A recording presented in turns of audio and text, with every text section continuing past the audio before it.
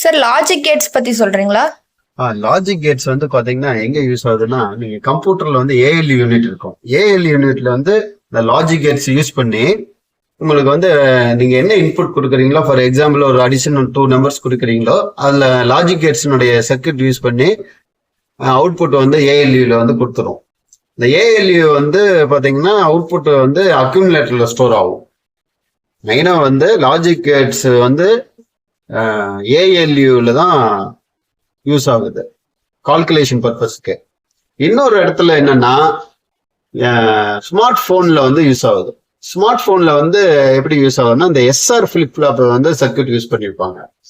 இப்போ வந்து லேட்டஸ்டா சாம்சங்ல வந்து Z ஃபிளிப் சீரீஸ்ல வந்து இந்த ஃபோல்டபுள் மொபைல் வருது. அந்த இதை நீங்க க்ளோஸ் பண்றது ஓபன் பண்றதெல்லாம் இந்த எஸ்ஆர் ஃபிளிப் ஃபிளாப்போட கிளாக் சிக்னல் ஒரு சர்க்கியூட் ஆட் பண்ணிடுறாங்க. எஸ்ஆர் அண்ட் கிளாக் பல்ஸ் இது சேர்ந்ததுதான் Z ஃபிளிப் சீரீஸ்.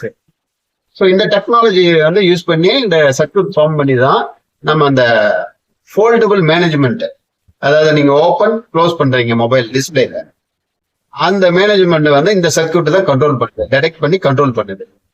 அது இல்லாம பவர் கன்சப்ஷனும் கண்ட்ரோல் பண்ணுது, பிரைட்னஸும் கண்ட்ரோல் பண்ணுது. தேங்க்யூ.